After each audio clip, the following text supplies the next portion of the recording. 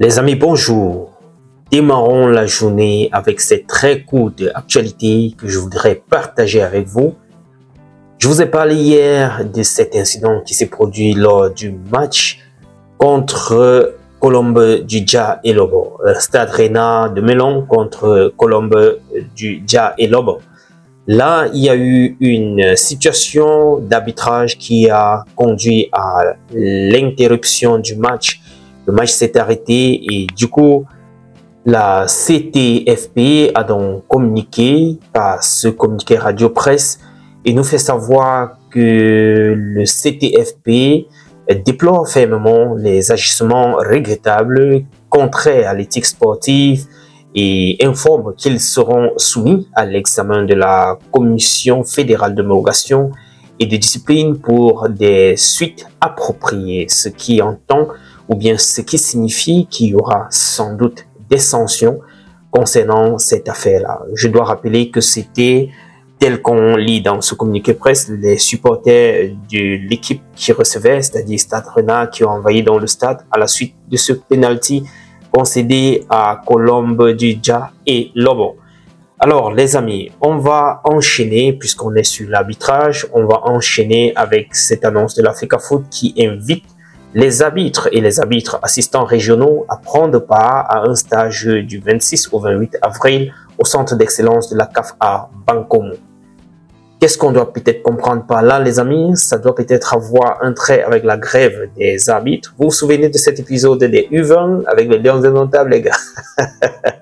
On disait que chacun doit rester avec son U20. Maintenant, je pense qu'il faut aussi rester avec sa part d'arbitre régional ou bien assistant régional à chaque fois, n'est-ce pas? Puisqu'on nous parle depuis là des grèves des arbitres, les arbitres ne vont pas performer ici et ça.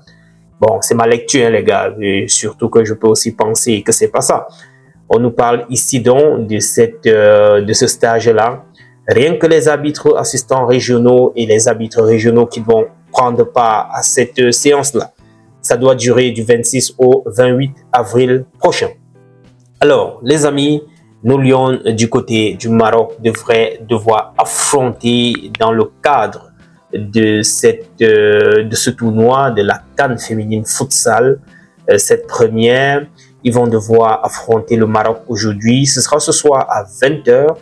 Et je dois rappeler aussi que le Maroc est déjà premier de ce groupe-ci avec 3 points. Le Cameroun est là, deuxième. Et puis, nous avons la Namibie en 3e position.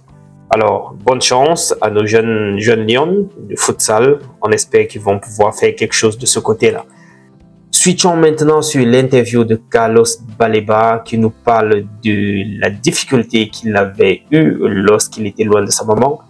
Il nous fait savoir dans une interview accordée à The Guardian que c'était très difficile pour lui parce qu'il ne voyait pas sa mère et il aurait souhaité qu'elle soit à ses côtés, mais quand il a réussi à signer à Brighton, elle n'était plus là. Il nous évoque également le fait qu'il avait toujours promis de lui faire une belle maison, et ainsi de suite. Mais malgré son absence, il a réussi quand même à le faire en son honneur.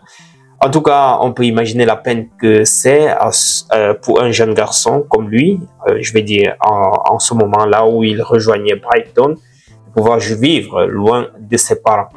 Les amis, puisque nous sommes en période de sandwich, pour ceux qui suivent l'actualité, hein, nous sommes en période de sandwich, on va tout simplement essayer avec l'artificial intelligence de nous faire quelque chose avec le PTT tel que vous voyez là. C'est juste pour détendre l'atmosphère.